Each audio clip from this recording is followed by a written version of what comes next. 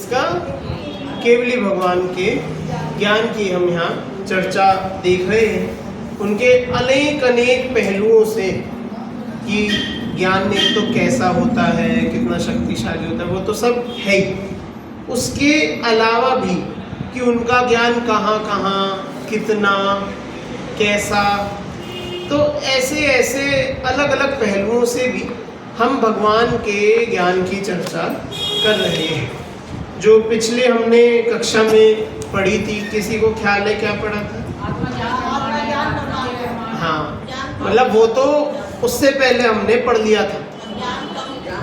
जो हमने पिछली बार पढ़ा था, खास क्या पढ़ा था कि हाँ ठीक है, मतलब उसी में ही है। हाँ बहुत बढ़िया कि हाँ बिल्कुल सही कि ज्ञान अगर आत्म प्रमाण नहीं है या आत्मा ज्ञान प्रमाण नहीं है, या तो कम होगा या ज्यादा होगा। अगर आत्मा ज्ञान से कम हुई तो अचेतन ज्ञान जानेगा कैसे, और यदि आत्मा ज्ञान से अधिक हुई तो ज्ञानहीन आत्मा कैसे जानेगी। तो जितना ज्ञान है उतना ही प्रमाण है, वो एक दूसरे से कम ज्यादा नहीं हो सकता। इसकी चर्चा हमने देखी थी। आज जो हमें विषय अपना प्रारंभ करना है, प्रश्न क्रमांक 37 पहले तो आप खोल लीजिए। यहाँ पर जो आज हमारे बीच विषय है, आज हम इसके बारे में पढ़ेंगे कि आत्मा का जो ज्ञान तो सर्वगत है ना भाई। हमने पढ़ लिया था कि ज्ञान सर्वगत है। अब जो हम पढ़ रहे, हाँ केवली भगवान का ज्ञान सर्वगत है, तो उसके साथ साथ आत्मा भी तो सर्वगत हुई ना। यदि ज्ञान सर्वगत है तो आत्मा भी सर्वगत है। जैसे एक बस है, वो बस एक सुरंग से जाकर निकली, तो सुरंग में से सिर्फ बस अकेली निकली क्या? उस बस में बैठे सारे यात्री, उनका सारा सामान, उस बस का ड्राइवर, कंडक्टर, उस बस में जो जो चीजें थी वो सभी उसके साथ निकल जाती। अब ऐसे ही जैसे ज्ञान जब सब कुछ जानता है, इसलिए उसे सर्वगत बोला। केवली भगवान का ज्ञान सर्वगत कैसे है कि वो सबको जानता है ना। सारे जो जगत में जितने गेय हैं उन सबको जानता है, तो केवली भगवान भी ऐसे सर्वगत ही हो गए। केवली भगवान भी कोई अलग थोड़ी रहे, उससे ज्ञान उनका अलग बैठा है, वो खुद अलग, कि वे खुद भी सर्वगत हो गए। इस बात की चर्चा हम इस गाथा में करें। गाथा नंबर जो 26 है, ये गाथा और पद्यानुवाद एक बार पढ़ते। सव्वगदो जिण वसहो सव्वे वियतक गया जगदियठ नाणमयादो यजिनो विषयादो तस्य ते भणिदा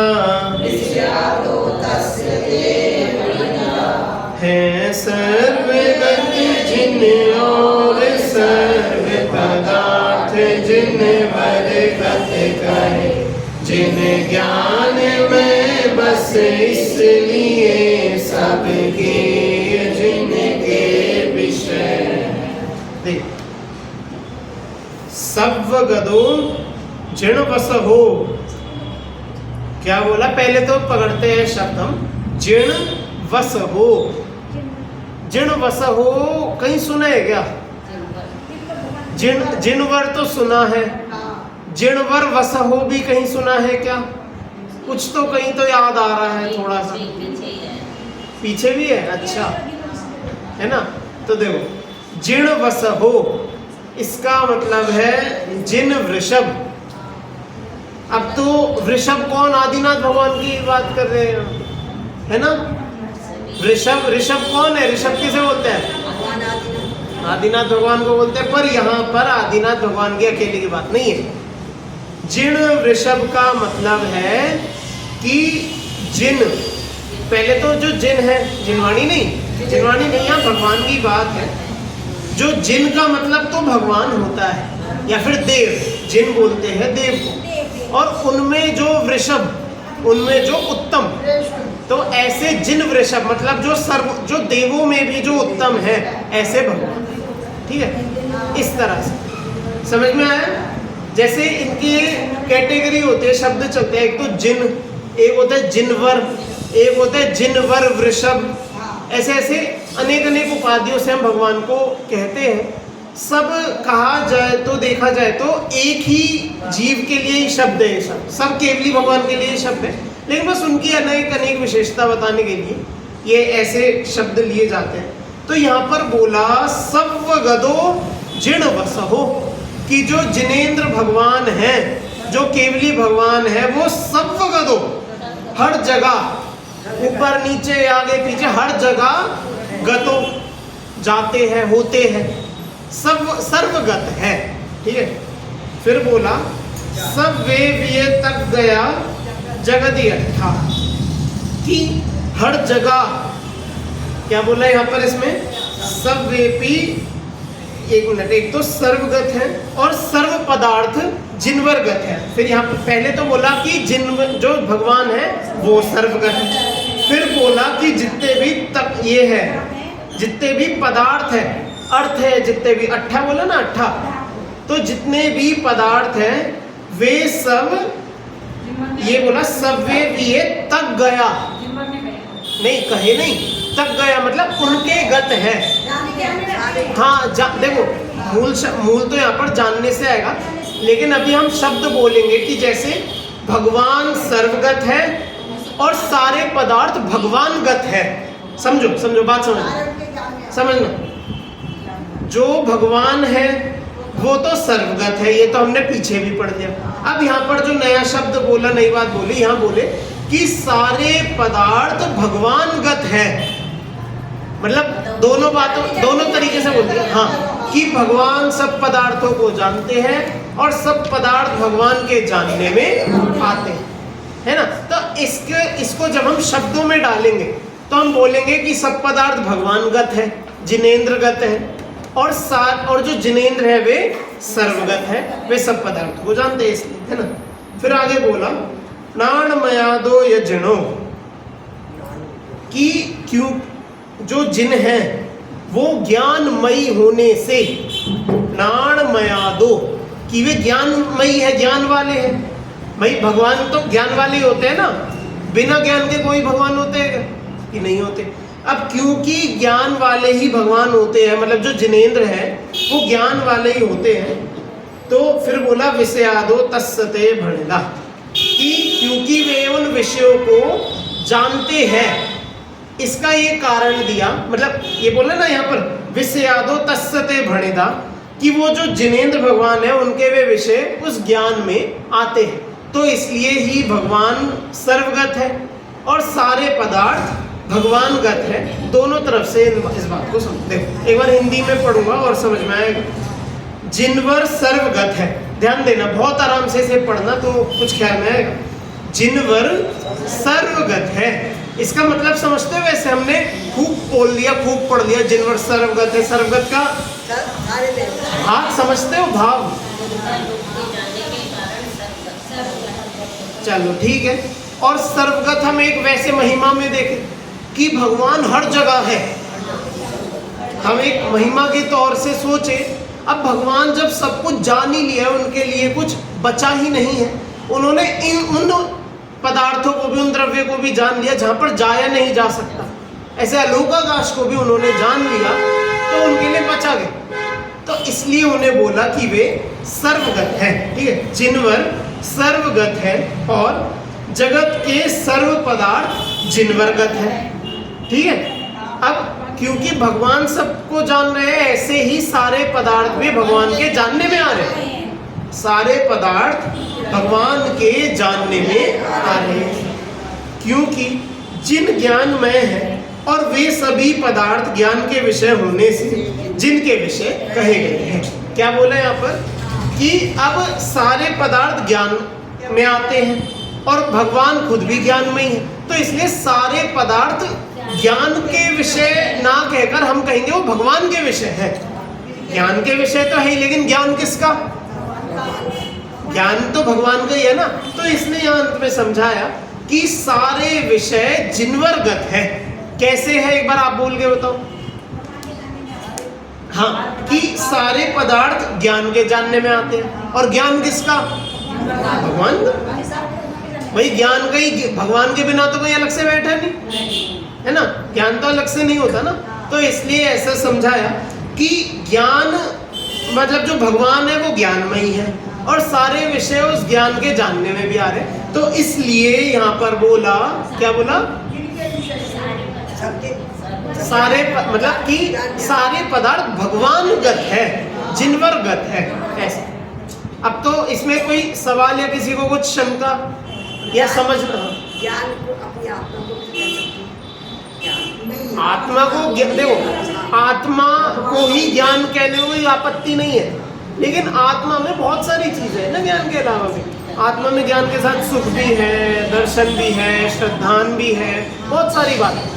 तो मात्र ज्ञान कहने से आत्मा नहीं कहा जा सकता। आत्मा में ज्ञान है, आत्मा का ज्ञान है, ऐसा कहो, ऐसा सही है।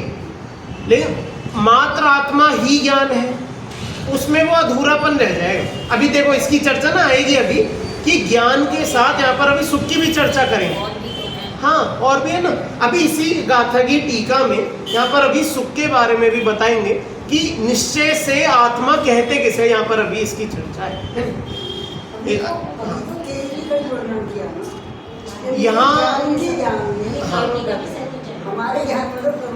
यहाँ केवली की ही बात चल रही है। जब ये ज्ञान अधिकार हमने प्रारंभ किया तब यहाँ पर बता दिया था कि ज्ञान मात्र पूर्ण ज्ञान की बात है, छद्मस्तों के ज्ञान की चर्चा यहाँ पर नहीं है। और ये भी देखो, इसकी भी अपनी ये महत्ता है कि शुद्धोपयोग का फल दिखा रहे हैं ना। अगर हमें फल ये समझ में नहीं आएगा तो हम क्यों करेंगे इसके लिए मेहनत?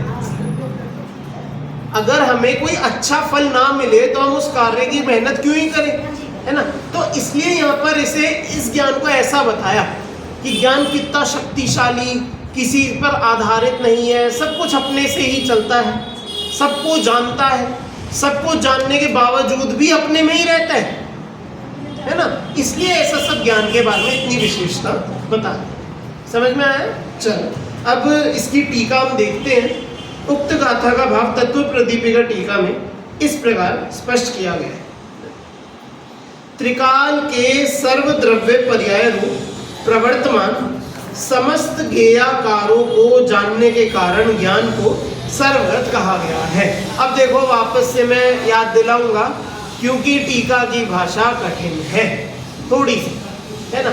आप थोड़ा सा ध्यान लगाओगे आपको एकदम समझ में आ जाएगा। एक बार फिर से पढ़ता हूँ इस पंक्ति का अर्थ, ये जो पहली पंक्ति पढ़ी ना, इसका अर्थ आप बताओ, क्योंकि बहुत सरल है। अब मैं आपसे पूछता हूँ, आप इसका अर्थ बताना। मैं एक बार पढ़, त्रिकाल के सर्व द्रव्य पर्याय रूप प्रवर्तमान समस्त ज्ञेयाकारों को, इतना समझ में आया? उसको जानने के कारण ज्ञान को सर्वगत कहा गया है। इतने से का पहले एक बार आप अर्थ बताओ क्या है? हाँ हाँ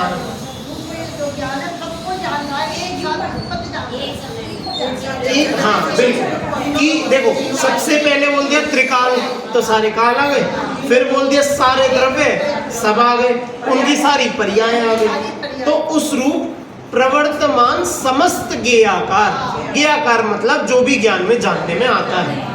ज्ञेयाकार किसे बोला? जो ज्ञान में झलके वो भी होते हैं। तो सारे जो ज्ञेयाकार, उनको जानने के कारण ज्ञान को सर्वगत कहा है। देखो कितना सरल है ना, समझ में आया ना। देखो समझते चलना है, जहाँ सवाल हो जरूर पूछना है ना। चाहे देखो किसी सवाल का उत्तर जरूरी नहीं मुझे आता हो, कोई, मैं तो इसका विशेषज्ञ बहुत बड़ा कुछ हूँ नहीं, बहुत बड़ा मैं छोटा सा भी नहीं हूँ, मैं तो बस जो पढ़ता हूँ उसका मैं अर्थ बताता हूँ, है ना। लेकिन सवाल हो जरूर पूछो।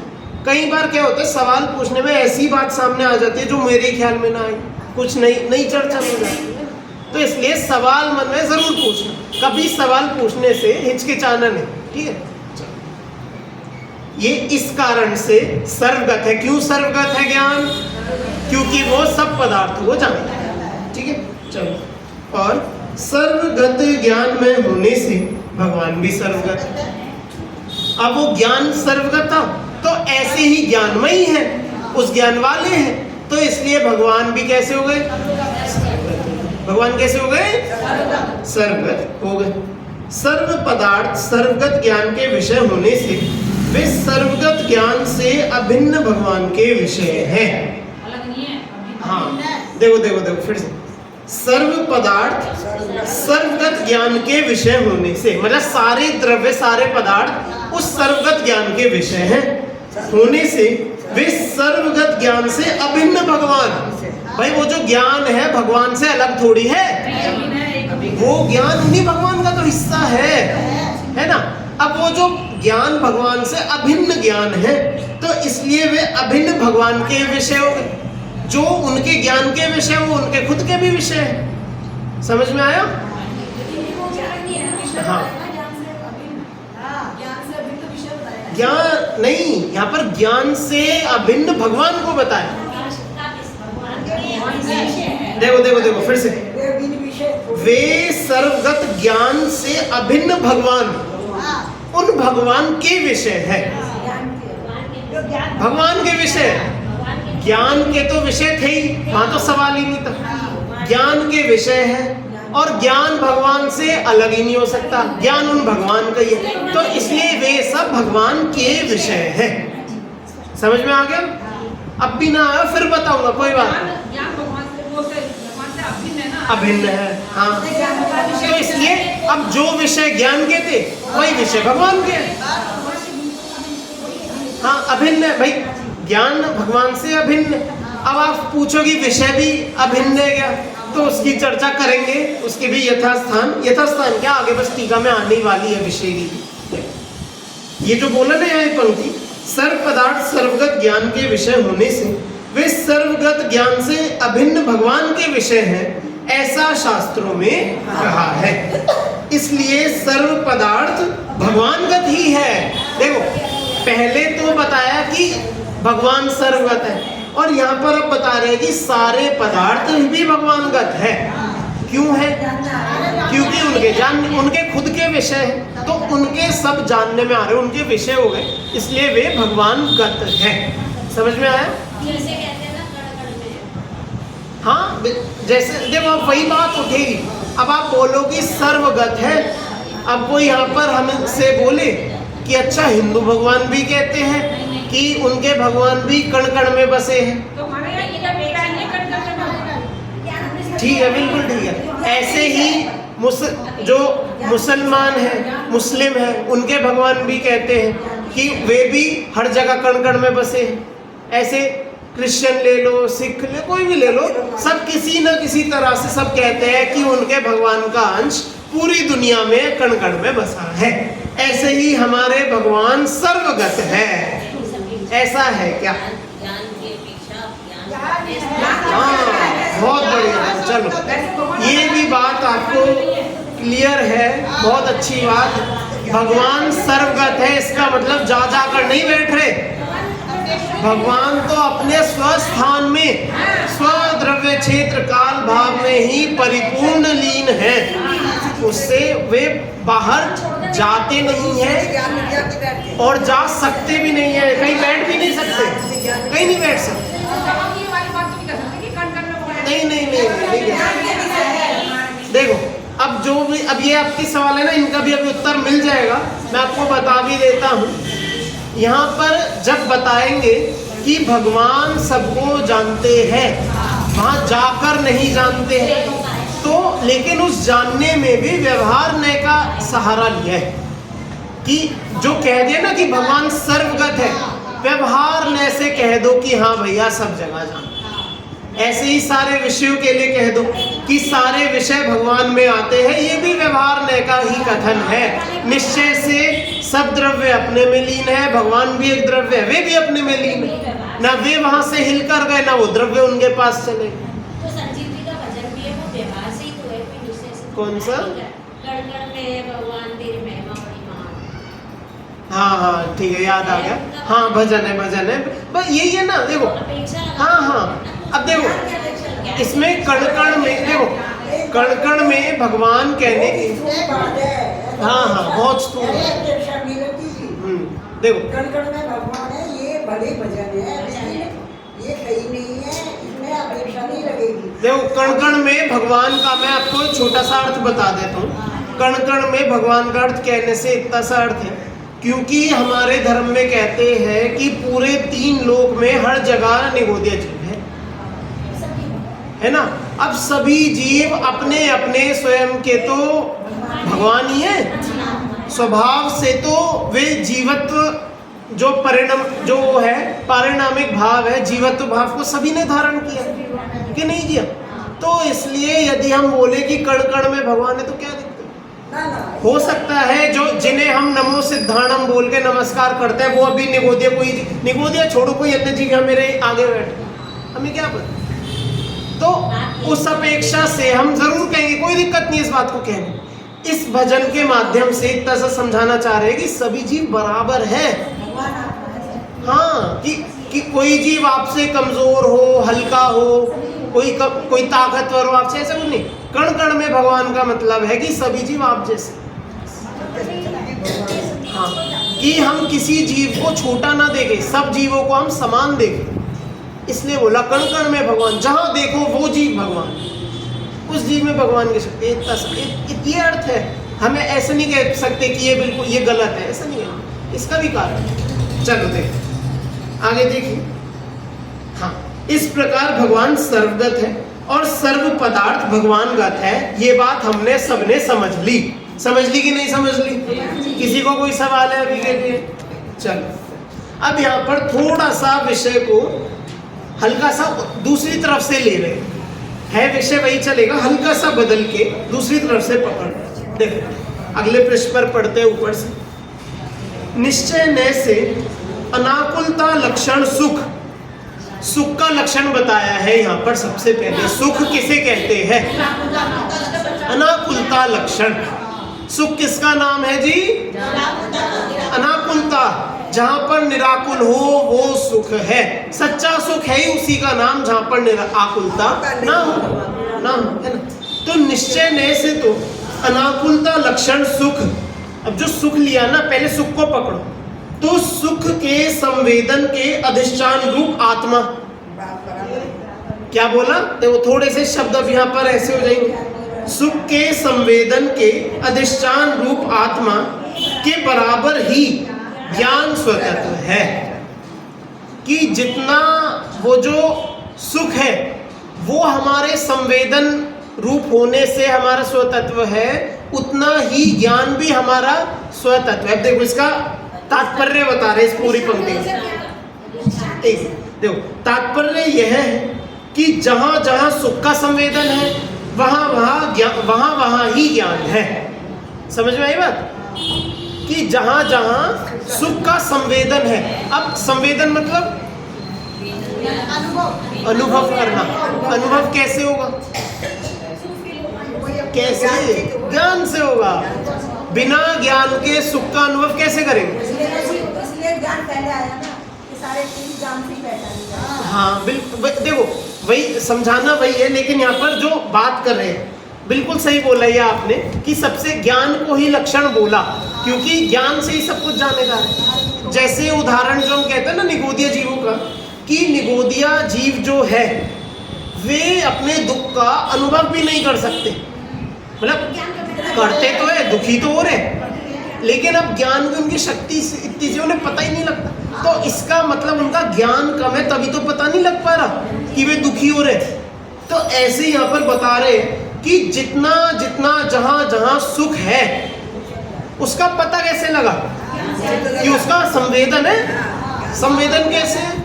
ज्ञान से। तो देखो यहाँ पर जो बताया ना, ज्ञान और आनंद का अधिष्ठान एक ही आत्मा है। अधिष्ठान का मतलब क्या? ठिकाना। बिल्कुल, अधिष्ठान मतलब ठिकाना, जहाँ रहते हैं। हर प्रदेश में। हाँ बिल्कुल, हाँ वैसे ही सुख। तो अब देखो जो अब ये बात समझ में आई थोड़ी कि सुख हो रहा है कैसे पता लगा? और हमें अनुभव किसका होता है हमेशा? कि एक सुख या दुख, वो जो एक प्रतीति है ना, हमेशा सुख दुख की प्रतीति निरंतर बनी रहती है। तो हम सुखी होंगे या दुखी होंगे, है ना। तो यहाँ पर ये समझा रहे हैं। अब देखो फिर से पढ़ता हूँ ऊपर से ना, तो और समझ में आएगा निश्चय से अनाकुलता लक्षण सुख के संवेदन के अधिष्ठान रूप आत्मा, कि वो सुख का संवेदन उस आत्मा में है ना, तो उस आत्मा के मतलब उस अधिष्ठान रूप आत्मा के वो जो सुख का अधिष्ठान हो रहा है उसके बराबर ही ज्ञान स्वतत्व है, कि जितना जितना सुख जहां जहां हम अनुभव कर रहे हैं ज्ञान की बदौलत ही कर रहे हैं, ज्ञान से वो हो रहा है। तात्पर्य यह है कि जहां जहां सुख का संवेदन है वहां वहां ही ज्ञान है ना। ज्ञान और आनंद का अधिष्ठान एक ही आत्मा है, ज्ञान भी आनंद भी उसी आत्मा में पाए जाएंगे। और इस बात का ये भी अर्थ ले लो कि जो अपना ज्ञान है और जो अपना सुख है वो अपनी ही आत्मा में मिलेगा, अन्य किसी और में नहीं मिलेगा। ये भी यहाँ से अर्थ हम निकाल सकते है ना, क्योंकि ज्ञान और आनंद का अधिष्ठान कहाँ है? उसी आत्मा में। तो जहां ज्ञान होगा वहीं सुख होगा और उतने में ही होगा, उसके बाहर से कहीं ज्ञान या सुख नहीं मिलेगा।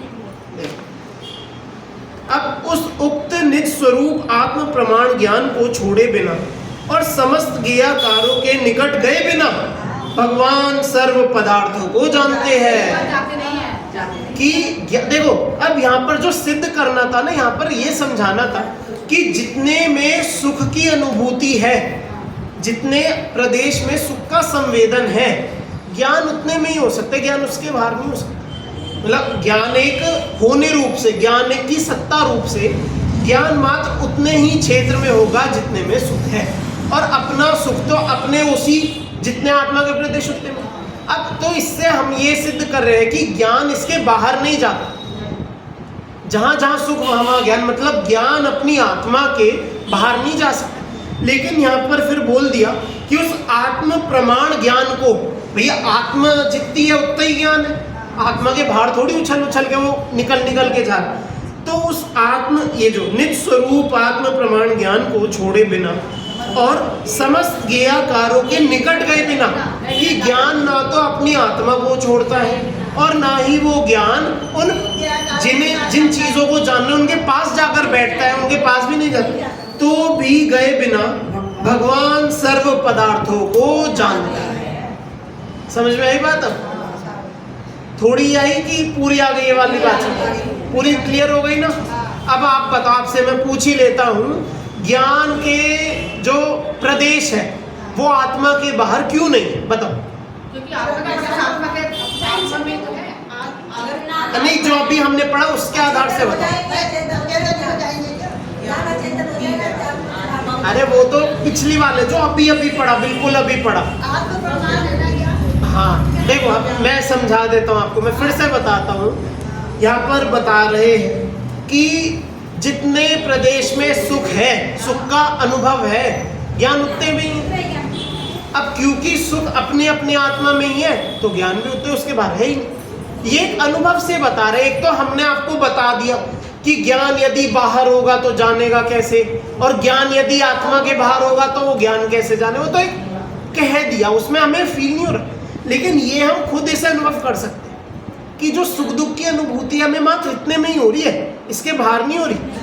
जैसे अब सबके सामने है भारत पाकिस्तान का जो लड़ाई है, युद्ध है, वो बिल्कुल चल रहा है प्रॉपर। अब उसमें कोई नहीं कह सकता कि नहीं चल।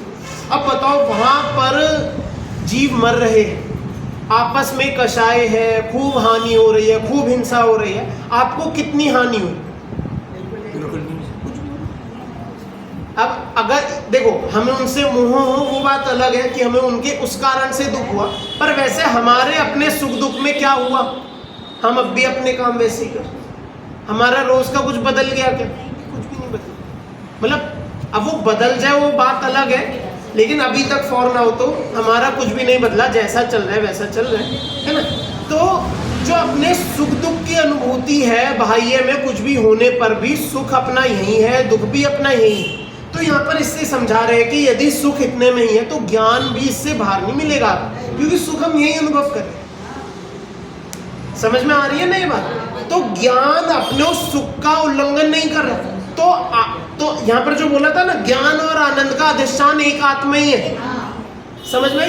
तो यदि सुख भी इतने इतने में ही तो ज्ञान भी इतने इतने में ही है, लेकिन ज्ञान तो पूरी दुनिया को जान रहा है, केवल भगवान का।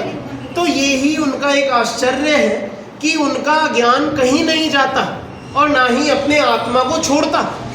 बिना छोड़े बिना जाए कहीं भी पूरी दुनिया के सब पदार्थों को जान लेता है।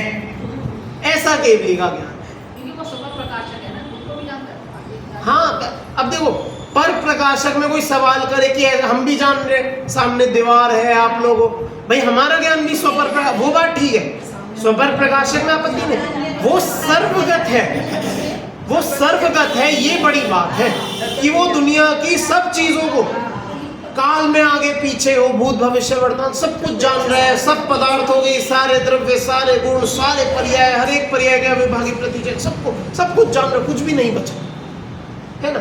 तो ये यहाँ पर इससे हमें बात समझनी है। देखो थोड़ा आगे और बढ़ते हैं, समय अपना हो रहा है। निश्चय न से ऐसा होने पर भी, ये जो ऊपर की क्या बात बोली, निश्चय न से ऐसा होने पर भी, कैसा होने पर भी, कि आत्मा इसके बाहर ज्ञान ना जाकर भी आत्मा सबको जान लेता है, ये तो निश्चय न से है। तो ऐसा होने पर भी व्यवहार न से यह कहा जाता है कि भगवान सर्वगत है और नैमित्तिक भूत ज्ञेयाकारों को आत्मस्थ देखकर ऐसा उपचार से कहा जाता है कि सर्व पदार्थ आत्मगत है। समझ में आया कि यहाँ तो अभी ऊपर ये समझा रहे थे कि आत्मा कहीं नहीं जा रहा, आत्मा का ज्ञान आत्मा को छोड़ के कहीं नहीं जा रहा, लेकिन व्यवहार से हम ये कहेंगे कि भगवान सर्वगत है और नैमित्तिक भूत ज्ञेयाकारों को आत्मस्थ देखकर, कि आत्मा के ज्ञान में सारे ज्ञेय पदार्थ मतलब जो भी जानने में आ रहे हैं सब कुछ झलक रहा है, तो उसे हम नैमित्तिक भूत ज्ञेयाकार बोल लेंगे कि वो ज्ञेय है, आत्मा में दिख रहे हैं, आत्मा तो उसमें ऐसा दिख रहा है कि आत्मा में ही बैठे हैं, तो उन्हें देखकर हम बोल देंगे उपचार से, ऐसा उपचार से कहा जाता है कि सर्व पदार्थ भी आत्मगत है, सारी ही वस्तुएं कैसी है, आत्मगत है ना, आत्मगत है। परंतु परमार्थतः उनका एक दूसरे में गमन नहीं होता। क्या बोला कि वो जो सर्व पदार्थ है और जो भगवान है उनका एक दूसरे में वो जा नहीं रहे, मिलजुल नहीं रहे, क्योंकि हाँ वो ज्ञान के एक दूसरे को नैमित्तिक रूप से कह लो, कैसे भी कह लो, जान रहे हैं, लेकिन जानते जानते उनमें घुस नहीं रहे, उन रूप हो नहीं रहे, उनमें जा नहीं रहे, है ना। क्योंकि सर्वद्रव्य स्वरूप निश्चय है। क्या बोला, सर्वद्रव्य स्वरूप निश्चय है। स्वरूप निश्चय समझते क्या होता है, कि अपने में ही होते हैं। निश्चय होना, जैसे कर्तव्य निश्चय बोला किसी को, कोई व्यक्ति कर्तव्य निश्चय, इसका मतलब कि वो अपने जो काम दिया वो उसे पूरा किए बिना उठेगा नहीं, उस काम को अपना मान के करेगा, इसे बोलते हैं कर्तव्य निष्ठ, कर्तव्य निष्ठा बोलते हैं। तो ऐसे ही स्वरूप निष्ठ का क्या मतलब, स्वरूप निष्ठ का मतलब है कि अपने स्वरूप को छोड़कर वो द्रव्य कहीं जा ही नहीं सकता। जो द्रव्य है वो अपने स्वरूप के बाहर कहीं ना तो देखेगा, ना झांकेगा, ना जाएगा, ना करेगा, ना भरेगा, जो करेगा अपना करेगा, इसे बोलते हैं स्वरूप निष्ठ होना, है ना। तो क्योंकि सर्वद्रव्य स्वरूप निश्चय अपने अपने में निश्चल अस्खलित रहते हैं, अपने स्वरूप से बाहर नहीं जाते। उनका अगर मान लो जीव का ज्ञान है, बाहर को जान रहा है, तो ये नहीं उन्हें जानते जानते वैसे ही हो जाएगा, ऐसा नहीं होता। उन्हें जानते हुए भी जीव शुद्ध मतलब शुद्ध ज्ञान से वो स्वयं शुद्ध ही रहता है, उस पदार्थ को नहीं हो जाता। देखो यही क्रम ज्ञान में भी निश्चित करना चाहिए। जैसे अभी ये तो आत्मा का बता दिया कि ये भगवान आत्मा जो है, भगवान है, वे सर्वगत, यही क्रम ज्ञान में भी निश्चित करना चाहिए। तात्पर्य यह है कि जिस प्रकार आत्मा और ज्ञेयों के संबंध में निश्चय व्यवहार से कहा गया है, उसी प्रकार ज्ञान और ज्ञेयों पर भी घटित कर लेना चाहिए कि ज्ञान भी जान रहे हैं, लेकिन ज्ञान उनमें जा नहीं रहे।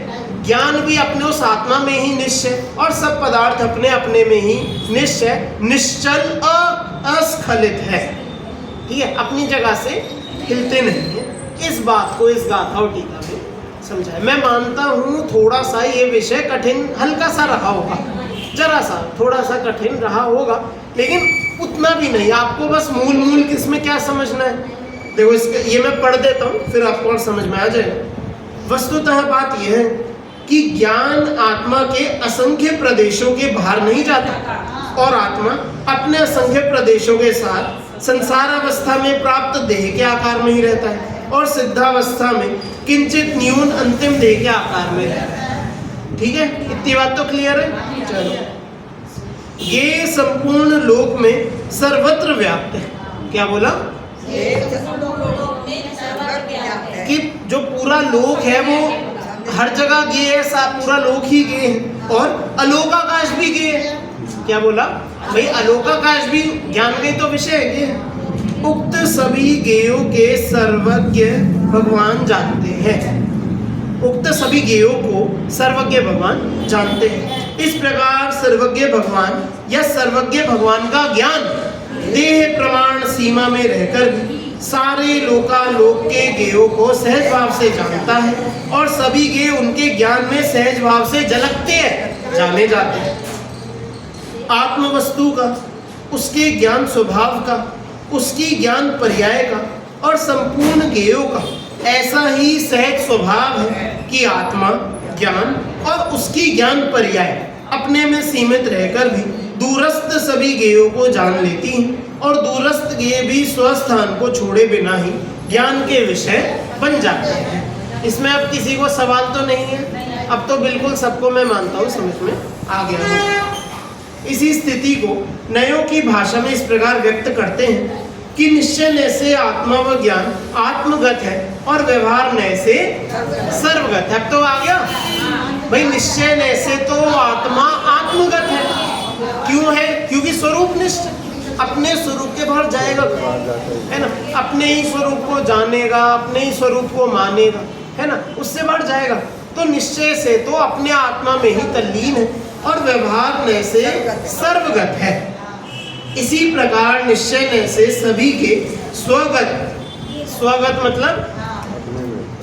मतलब कि खुद खुद में जो द्रव्य है वो अपने में ही लीन है, अपने से बाहर नहीं जा रहा। और व्यवहार नय से ज्ञानगत है, आत्मगत है, कि पर पदार्थ भी ज्ञान में जानने में आते हैं।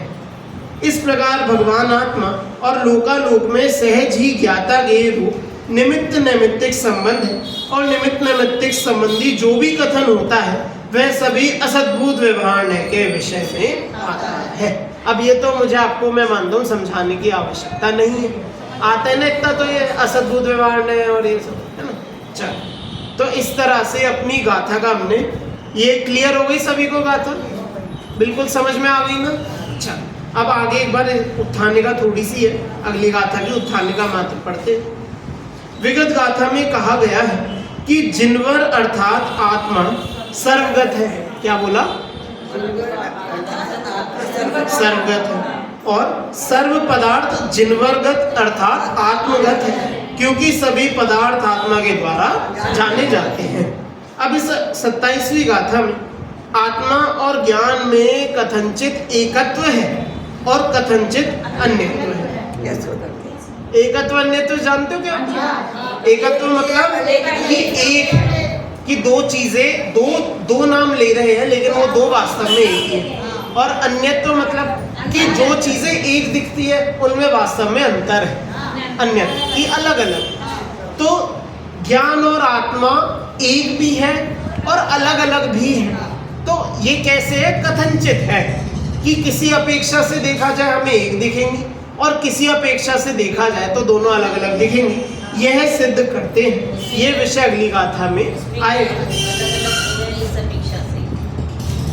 आगे देखेंगे, आगे देखेंगे। चलो कोई नहीं, अब आप कहते हो तो एक बार पढ़ेगा गाथा बस पढ़ के इसका वो पढ़ लेते हैं, फिर अपना बस विराम करेंगे। एक बार गाथा पढ़ते। चलो, प्राणम अपत्तिमदम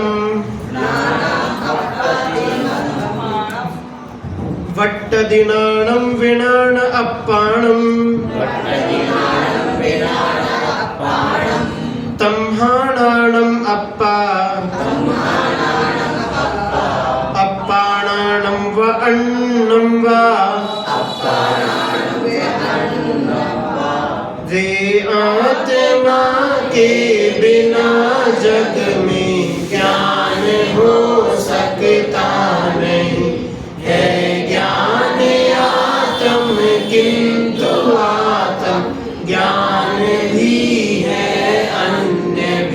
देखो मैं बस हिंदी अर्थ पढ़ता हूँ, फिर अपन विराम करेंगे। देखो, ज्ञान आत्मा है ऐसा जिनवर देव का मत है। मतलब ये ज्ञान और आत्मा एक ही है, एक है, ठीक है। आत्मा के अतिरिक्त अन्य किसी भी द्रव्य में ज्ञान नहीं होता। भैया ज्ञान और किस द्रव्य में होता है? 6 द्रव्य में, सिर्फ आत्मा में ही होता है ना। तो इसलिए ज्ञान आत्मा है, ज्ञान तो आत्मा है, परंतु आत्मा मात्र ज्ञान नहीं है। समझ? दादी कहती ना अभी पहले कि आत्मा को ज्ञान कह सकते हैं क्या, फिर मैंने कहा था कि ज्ञान के अलावा और भी तो चीज है। देखो बिल्कुल वही बात आ गई कि ज्ञान तो आत्मा है, परंतु आत्मा मात्र ज्ञान नहीं है, अपितु ज्ञान गुण द्वारा ज्ञान है और सुखादि अन्य गुणों द्वारा अन्य भी है। ज्ञान की अपेक्षा ज्ञान बोल देंगे, सुख की अपेक्षा सुख बोल देंगे, दर्शन की अपेक्षा दर्शन बोल देंगे, जो जो गुण हम लेंगे उस अपेक्षा वैसे वैसे हम कह सकते हैं।